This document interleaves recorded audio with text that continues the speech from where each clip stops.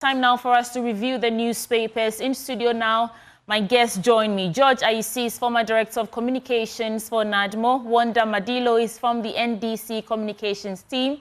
Gentlemen, welcome to the program. Yeah, thank you. It's Monday. There's a lot of stories that made it to the airwaves. I don't know what your take will be, but you have 2 minutes each to reflect on any topical issue of your choice. I want to start with you, Mr. Madilo.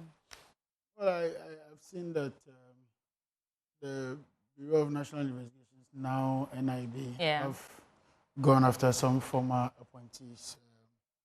We just hope that the right thing is done and done properly. We do not think that people should go scot-free when the state loses in their dealings. And so we would appeal to the NIB to do due diligence and do what is right in the interest of the state. I've also seen that the SkyTrain deal has come up, and I'm very excited about that one in particular, because this is at least for no work done. The others may go to some audits to arrive at the final determination of the matter. But that of the SkyTrain, we've been told several stories in the past about what actually went on. And so it will be good for Ghanaians to know exactly what transpired over that transaction. Thank you. Okay, thank you. George Ayisi. Yeah, good morning to you. Good morning to my colleague, Wanda, and good morning to our viewers. Mine has got to do with the shutting down of radio stations. Know, okay. I understand some 7 radio stations have been shut down. Yes, and the minority leader has raised issues with it. And I've heard some people also thinking it's a deliberate ploy to gag some people within certain communities, because that is the radio stations that champion the voice of the opposition. And so if they are gagged, they wouldn't be able to push whatever agenda. But I'm not solely enthused by that, because when some were shut down, including Radio Gold and others, I said, there were some obligations that they ought to meet as radio stations and co. And so if they were not paying those things or making those commitments, it is incumbent on them to be brought to book, okay, and to face the law. And so if that is the same reasons for which these ones are also being shut down, then I got no problem with that. But if this otherwise, I think if you're using radio frequencies, and there's a term that I'm trying to get, it's not coming, then you ought to make those commitments, okay? Like you have operations, you're operating a business, and you're not paying your taxes and other things. It's not right. So if you're operating your radio stations and there's financial obligations, renewal of license and others, you need to meet those commitments so that we can have a free operation. There's a free media that nobody is contesting that, but you need to be responsible as well, and then dutiful to your responsibilities in the nation. Okay. Thank you for sharing your thoughts with us. Let's jump straight into the newspapers, because it's as thick as it comes. I'll start with the Daily Graphic. On the front page, President shifts gears in Galamsey fight. Excavator seizure replaces burning. And I listened to him. He said, don't burn down these excavators. Instead, you should seize them. But we have history of excavators being seized in this country that went missing. So I don't know how differently they're approaching this, and I don't know if it inspires confidence in the Ghanaian that this time around, when these excavators are seized, they would actually be used as evidence to prosecute these illegal miners. Decade of irregularities in public institutions, 99.757 billion Ghana cedis lost to state. That's interesting. Let's start from there. Public institutions, including state-owned enterprises, corporations, ministries, departments, and agencies, have committed significant financial infractions to the tune of 99.57 billion Ghana cedis in the last decade. And the infractions consist of outstanding debts and recoverable loans amounting to, well, it's a lot of numbers. But to think that we've lost 99.57 billion Ghana cedis to irregularities in public institutions. The first case that comes to my mind is this NSS saga, which has now become a legal tussle between who's right and who's not doing the right thing. But when you really follow the story, it seems deliberate.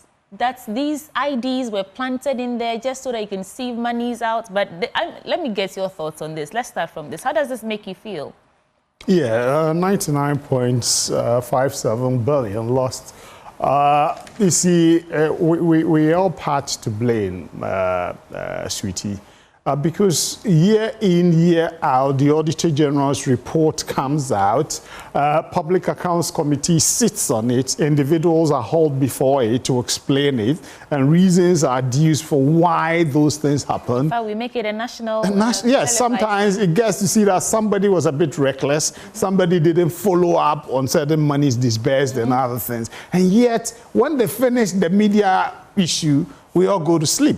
You get it? And this for 10 years. It means if we're, recovering some of this. At the last sitting of the PAC, I was excited because the chairman, Honorable Aveji, had said people who were to return certain monies and had not brought it, there ought to be follow-ups. In fact, he was insisting on certain actions and and I was very excited. But was it going to be a 9-day wonder, or we are going to insist and persist that these recoveries are done? And if they are not done, what are the other legal consequences there is to people who are found culpable?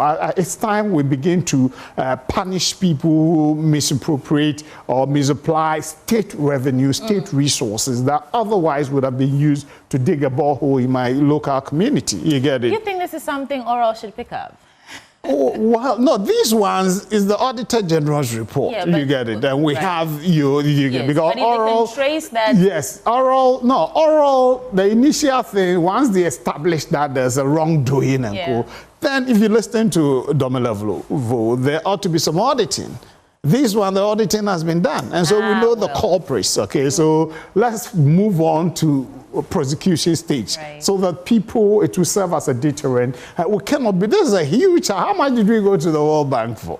IMF for. You get a 99 billion in 10 years, it's gone. This would have, and how much are we even spending on free SHS over the last 7-8 years? You get it. So it's about time we begin to be frugal and prudent in our national use of state resources by people tasked with the responsibility to look at it. And then there ought to be punitive measures to deter others from, repeating some of these things. I'm just wondering if there's no internal strategy we can adopt to actually prevent these irregularities. There are internal auditors. But wonder, what did you make of it? I think there are internal measures. How effective are they? The measures are themselves, statute or standards that people must apply themselves to. And people always find ways to go around standards, and that it's not enforced. You see, last year, the BOG itself reported that they alone lost about 60.8 billion. You are talking about 90-something billion. BOG alone is 60-point-something billion. Last year, the Auditor General's report said that we lost 12 billion. So add that to it, you're already 70-something billion. And then you talk about, in the previous year, we lost about 4.6 billion in tax exemptions. So by the time you put the BOG wasn't a loss. It was a deliberate state move act. No, they themselves that incurred the losses. Losses. Well, I'm not talking about the money printed. What was printed is just 20 billion, another 20 billion. This has to do with forest losses. Yes. A lot of forest losses, impairment, loan impairment, and all that. It's still a loss. I mean, if I give you a loan and you're unable to pay, I didn't do due diligence, it's still a loss to the business. So indeed, we are at a very critical stage of our country, and we need to be investigating some of these things and bringing a closure to them. And also have systems robust enough to curtail some of these, gerrymandering when it comes to financial operations and all that. If you look at what is happening at NPA, for instance, about 1.3 billion. And the figures never come in even in millions any longer. I remember the very first time when, our revered Chatuchikata's case went to court under President Kufuor. It was less than a million. And we made a lot of noise about it. Today, we don't even talk about millions. We're talking about billions, So it is scary. It is worrying. And our development partners are watching. The reason for which Ghana no longer has a very favorable image when it comes to borrowing at the international level is because of some of these things. You go to IMF to borrow to get 3 billion facility, and 3 billion is only today equal to about 45 billion, and you are losing already 90-something billion. It doesn't make sense. And nobody wants to put money in a leaking basket or in a leaking container. So for us as a government, we think that it's about time that we put in systems robust enough to curtail some of these things. It's also about time that we show leadership. And what do I mean by leadership?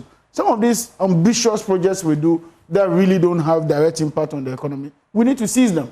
For instance, if I was government and I'm putting money into something, I will be putting money in things like the expansion of the harbor, expansion of the airports, expansion of our business, environment, and then the roads, and then electricity and all that. I won't go have business going to all this frivolous, stuff about doling out money to individuals and all that. That amounts to nothing. Today we hear Maslock is talking about recovery of loans and all that. What is happening? Because loans have been given to individuals that never came back. Why are we saying that this money is gone? There's no way we can recover even, a fraction of it? 99.57 billion Ghana cedi lost to the state, and we're just talking about this. No, I do know that government is on a project of its own. For instance, the arrest I talked about before we started. Government is on a project of its own to recover some of this money. Indeed, we may not be able to recover all, because some of them were misappropriations. If it's embezzlement, you can be talking about recovery. Some were misappropriation, some were misdirected, some were also loans recoverables and the rest. So there are some that can be recovered. Some may not be able to recover it because actually it's an investment. Right. So indeed, there are challenges that would have to be resolved along those lines. But before we proceed, the MPA matter, we are yet to get into the intricacies of it. Because as of the time the OSP was having the presser, no letter, no notice had been given to the chief executive. He wasn't even aware. Some friends called him that this is what the OSP is saying. So I've not been, and I've said that as director of communications, I've signed for some monies, for certain things to be done.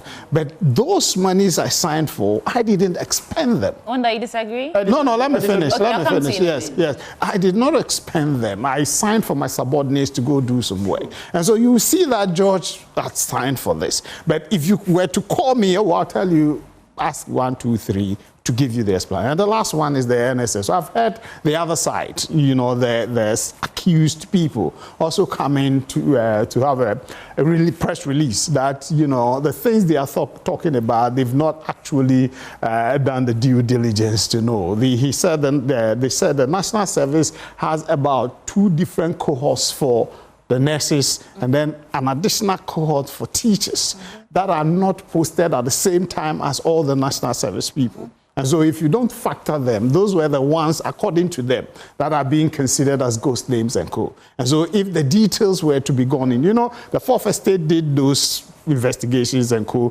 and they are making their point that the Fourth Estate didn't understand the processes. And of course, it's done, payments and co are done by GIFMIS.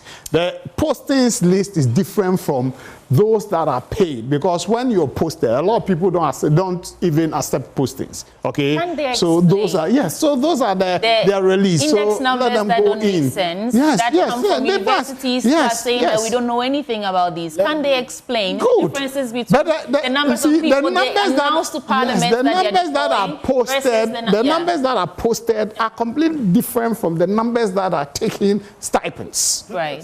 Yeah, there's an internal audit system before. So you can post 1,000 people, but actually you are paying about 600 people because 400 didn't accept postings.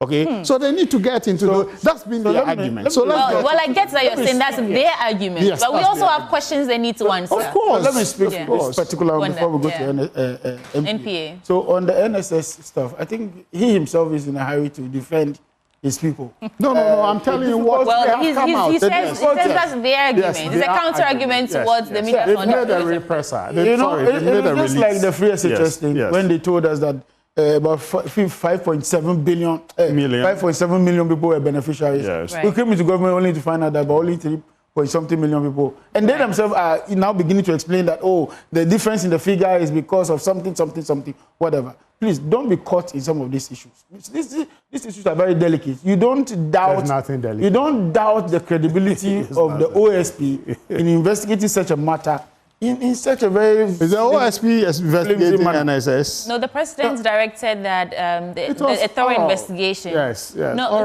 Oral is handling the OSP. No, it's sorry, NSS. It's not oral. That's where they've submitted. I thought it was BNI. It's not oral. The president has directed that it should be investigated. Yes. The finance ministry has referred the matter to the Attorney General's department. Investigations will be done, and eventually we'll get to the bottom of this issue. Yes. But the issues of index numbers too, can you explain that?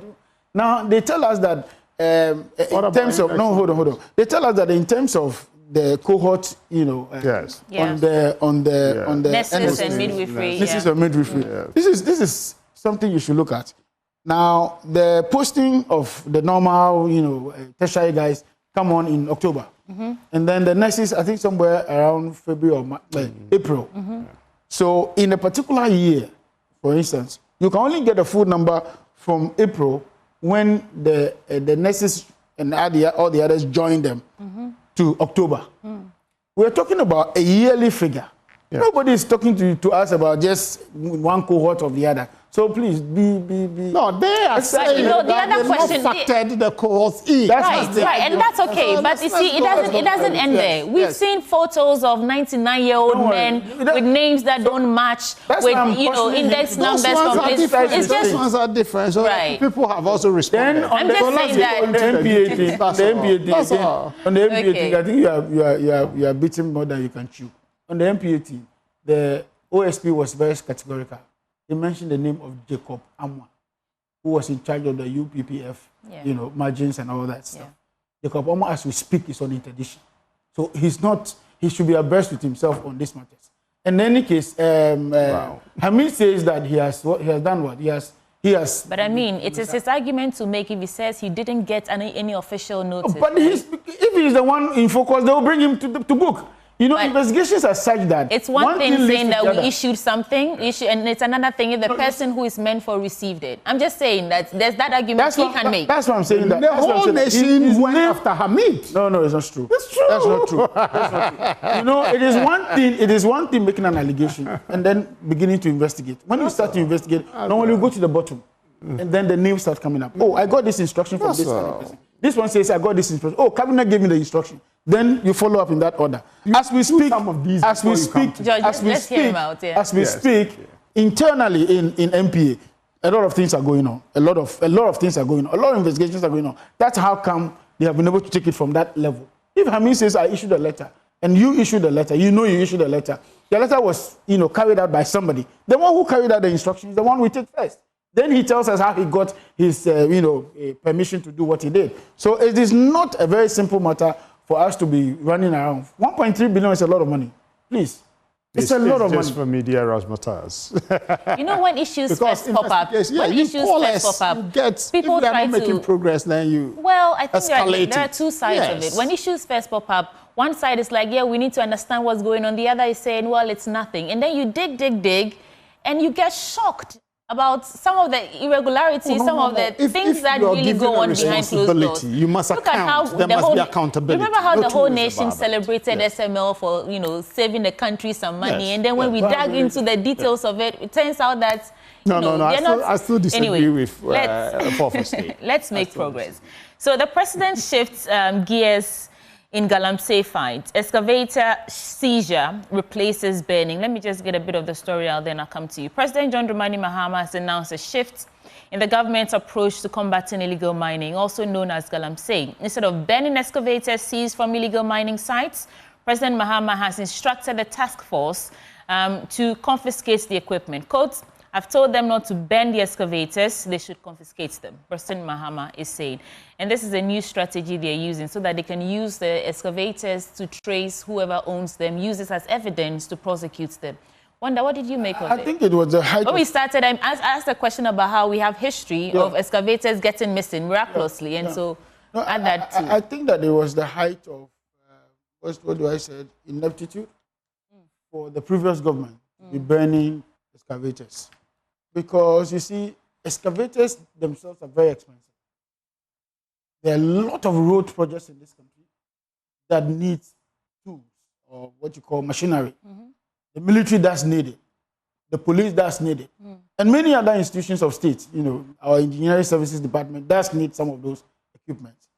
It beats my mind to understand that you seize an equipment worth over $100,000, which is 1.something million today, right? 1.something, right? About 1.something, 1.6, $1.5 million, and then you burn it with petrol, 5 cedis petrol or 10 cedis petrol. It makes no sense.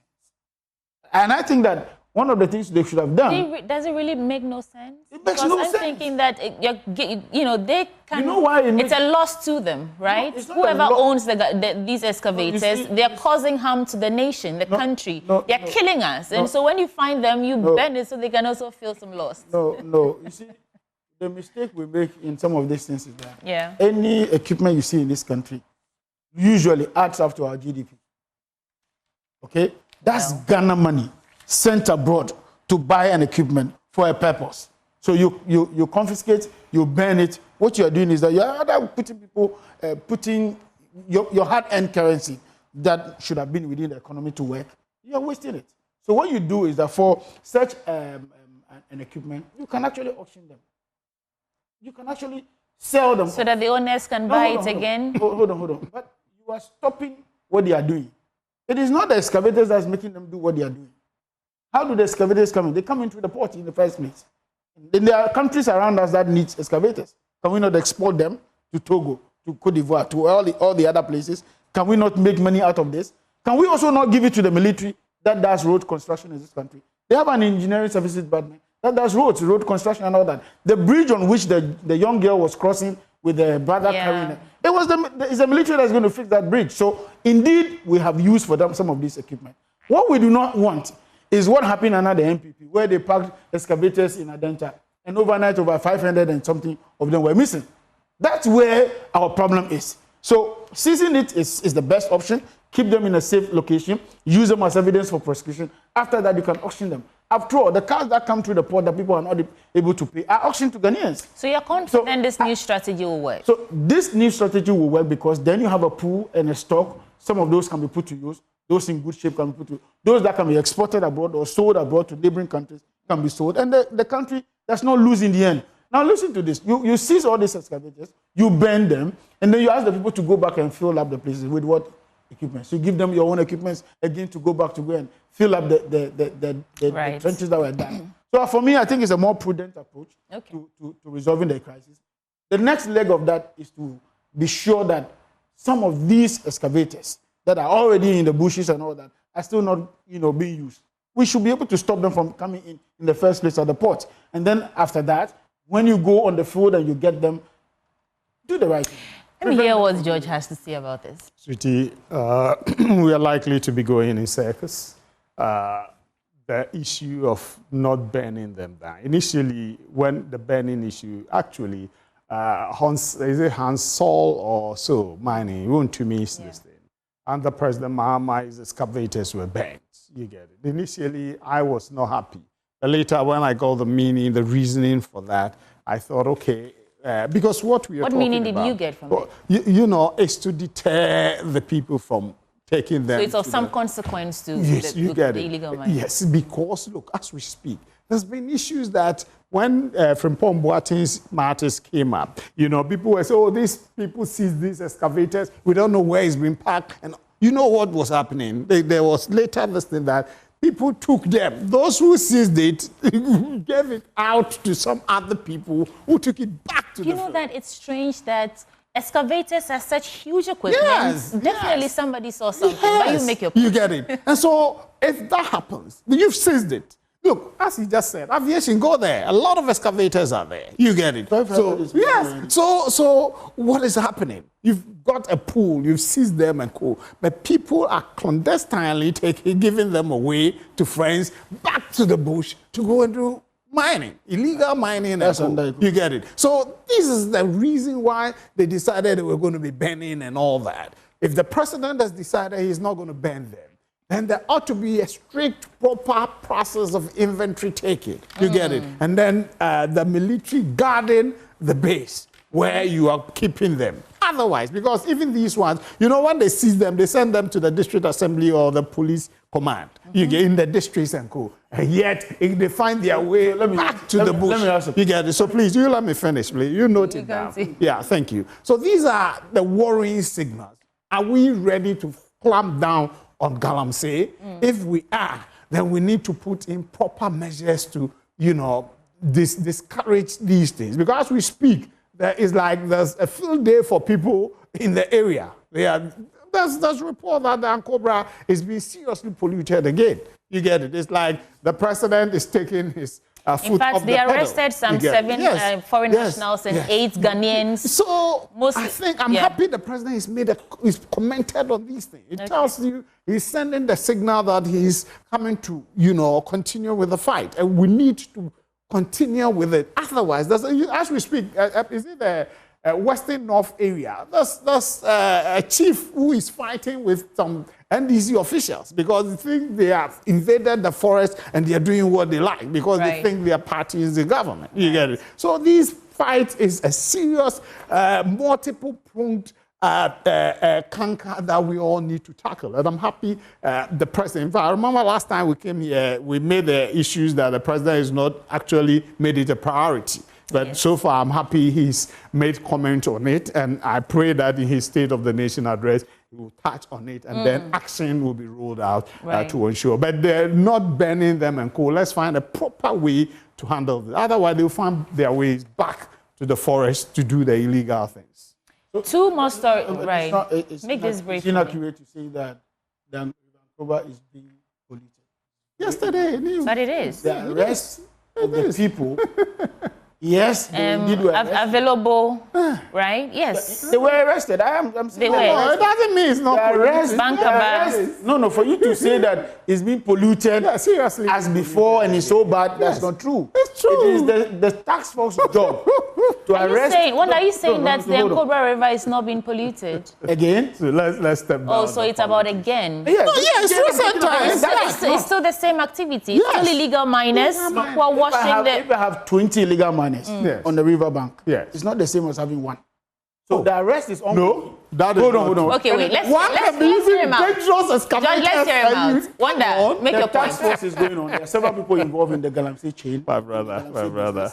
What we need to do is to, clear them out of the system. Again, he talks about the burning of excavators and he didn't like it and all that. He likes that or whatever. Initially, I didn't, and then later I got it. Does it make sense, quote unquote, that the government goes about burning excavators? 2 years down the line, you sent so much money to the District Assembly Common Fund to buy the drip machines. How much did we spend to buy the drip construction? Machines? That's different. Come on, please. Okay, so he's endorsing illegal arms in the system. That's what I'm saying. No, so if people bring illegal arms, they seize them, they burn them. You are saying they use money to buy them. That's what you are saying. I think he's talking about retooling, damage to the nation. And last one. This environment. Oh, you finished and I'm continuing. The environment. I'll give you time. They are money bags. They can easily corrupt people. Those operating in the illegal mining area. It's a big money bag industry. Okay, so please let's be careful how we handle them. All right, that's it for and you on that topic. The state must be strong and ruthless on Thank these you. We'll move on. matters. I'll give you the last word, Wanda. Make it brief. He's got a third bite. Oh, so my point is clear that it doesn't make sense for in one breath to burn the excavators, in another breath you are still spending so much money abroad to go and buy the drip machines. When some of them can be used. We can agree to disagree. Okay, let's move on. So, there are some things, gentlemen, Wanda. Okay, so government should not entirely fund, oh, come on, let's do this. Government should not entirely fund education. Stakeholders at National Education Forum are saying. And let me add just one more story from the Daily Graphic and we move on. Democracy remains best form of governance for Africa, according to former President Akufo-Addo. Former President Nana Addo Dankwa Akufo-Addo has said multi-party democracy remains the best form of governance for Africa. Speaking at the launch of a former Nigerian leader, General Ibrahim Bangdade's autobiography in Abuja, that's Nigeria, on Thursday, he made these statements. Quote, I feel a deep sense of disappointment that military coup d'etats have come back in fashion in our region. And it goes on and on about how democracy is the best form of governance for Africa. And the stakeholders at the National Education Forum are saying that government should not entirely fund education. Apart from GET-FUND, there should be other sources of funding education in the country. Just these two stories from the Daily Graphic, and then we move on to other papers. Wanda, let me start with you. I have always been a fan of an advocate for partnership in education. Right. I went to Presec Legon, and those days, back in the days, I kept saying that the Presbyterian Church was very supportive. And because they saw it as a platform to train their own leaders, they paid attention to discipline, to morality, to the educational itself or academics itself. And today it's a shining example. Look at all the mission schools, the Holy Child's, the Wesley Girls, the Presec, the Prempeh College. All of them seems to have a certain findings around, their products and all that. I think that it should be a partnership. I have always also advocated that give the schools back to the missions because they are better managers of education than the states. The state now is encumbered by many financial obligations, and it's difficult now to run all these schools as well as you can. So hand over the best schools that you took over from the missions back to them, and so they can invest more in some of those areas, support them. You can pay for their teachers. Like we use what we call the GIMPA model, where government is allowing GIMPA to be self-sustainable and all that. So once that is done, you can have the level of education in terms of quality, in terms of access, in terms of even their shaping, moral shaping, academic shaping, corporate shaping, professional shaping, a bit more jagged up than it is today. Then you can focus on the less endowed ones that you are bringing up, like the community-day schools and the removal of schools under trees. You can focus directly on some of those ones and bring them apart. Today we have schools being labeled grade A, grade B, grade C, and all that. And who should go to the grade C? Who should go to the grade 1, grade A? It's difficult to understand that a government by itself will want to grade some higher than others when you're supposed to put all of them apart so we can have some level of equality or remove inequality from the system when it comes to education. And again, when these things are done and done properly, government will have less budget to spend on education and focus more on talking about budgets. That's our biggest. The biggest budget goes into education sector. Yet some of the problems that plague the sectors, it looks so basic. Like classrooms, like tables for students to sit, tables and chairs for students to sit on, like feeding, the kind of food they eat. The biggest budget goes into the education sector. So I guess it makes sense that stakeholders would say that government should find other sources to fund our education. But George. Yeah, thank you. I think this guy said levy 0.5% on diaspora remittances to fund SHS. I think it's a good beginning to support government revenue. The previous government had also said revenue from the Jubilee Fields is going to be the primary source of funding for that. My brother, from what he was saying, but he ended up dismantling what I thought he was saying. I thought he was trying to talk about... How do you know what he was saying if he didn't because I was listening to him. Okay, so I just wrote class systems. Okay, that's what he's talking about. If the way we categorize the schools, right? No. Before he came there, he was talking about, okay, give it to the machines, let them fund it, pay their teachers and others. What that means is that the schools are going to be taxed with the responsibility of, increasing the fees and other things. And he said he's been in Presec. I've been in Infantsman School, and these are prestigious institutions and co. Now, the people who come there, if you say they are to, fund the schools, the missions are to fund them, what it means is that if you want to go to Wesley Girls or Infantsman or Presec or Prempeh College and others, St. Augustine's, then you must be ready to make certain payments.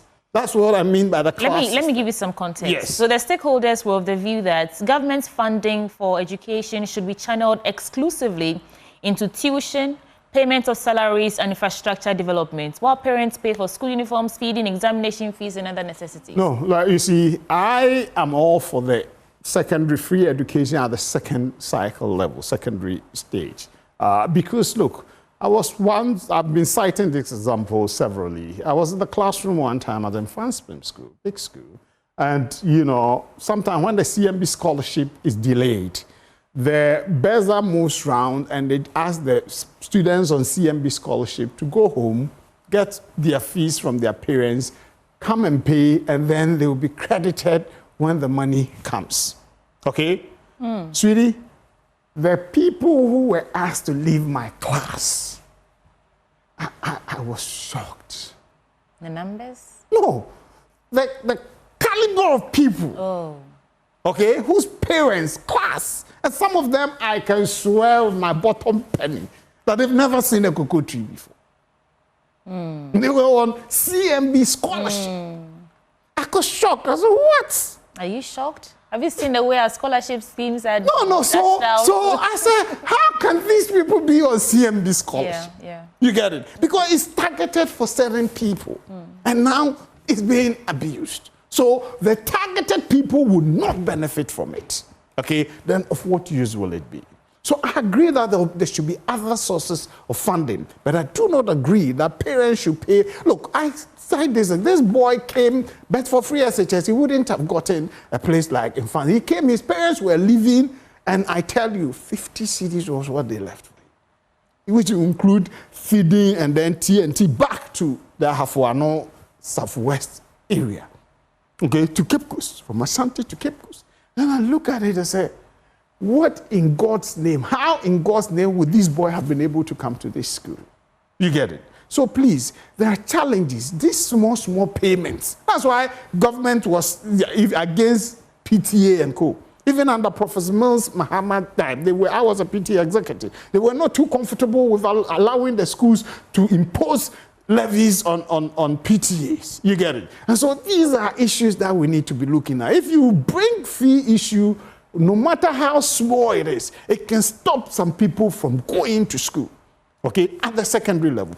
As a state, we've made the decision that we want every Ghanaian child to access a minimum of secondary education. But it looks like it's costing the country too much. That's why we need to look at this fantastic suggestion from this person. You get it? There may be other suggestions that we need to look at. And then we should use the monies for the purpose for which. You get it? That is like we are taking a lot of the cost items too much. I have friends outside who tell me, look, George, what business do you people have in paying for feeding for the students? And I say, look, if we don't do it, that Osafo Mafu who came from Awisa to Achimota School, if he were not given boarding, who was he going to stay with in Accra?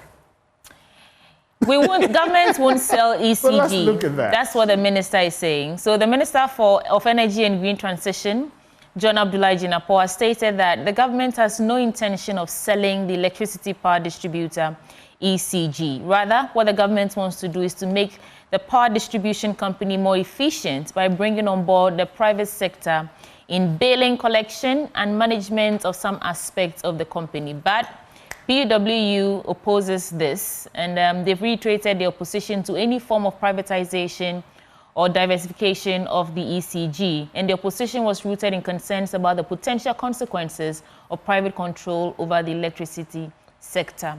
What's the argument? Which argument are you siding with? The government wants to privatize some parts, right, in terms of revenue collection, which is one of our big problems. And some people are opposing to this. Public Utility Workers Union say that there's some danger there. Do you see the danger, George?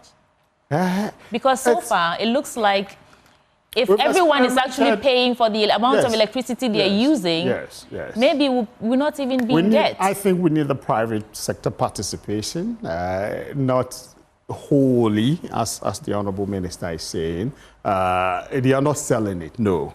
The assets, you know, like PDS, we use the assets as a guarantee for, you know, the private sector to come and then help bring efficiency to some aspect of ECG, particularly revenue collection. And that is the issue. This cash waterfall mechanism, fantastic, but the amount of money that is brought in before it's distributed is not enough. You get it? So how do we bring efficiency to bear? PDS was a success story, unfortunately, but for the fraudulent issues that, you know, were involved, it would have been the way forward. You get it? Because they were able to mobilize a lot of money at the beginning till we had those challenges and we had to abandon ship. going forward, they should be meticulous and careful about their engagement, the people that will be involved, and then what roles they need to play. Because we need to raise the whole issue of doomsaw and all the challenges is funding.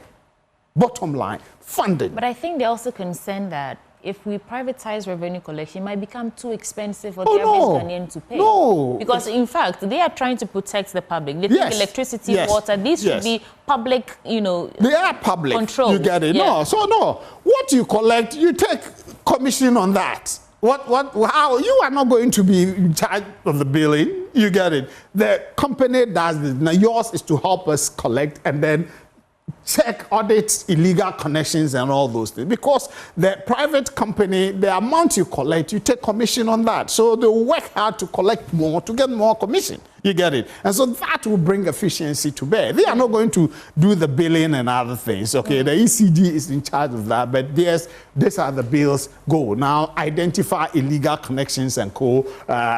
Look, you remember we need to carefully look at that. So I think there's a committee that has been put in place to work with the minister to ensure that. Because we had, you remember Ghana Water, there was a privatization angle, and so far I don't think it's been a successful story. You get a PDS, a botch, and now let's take those two as case study to guide us to get this one right.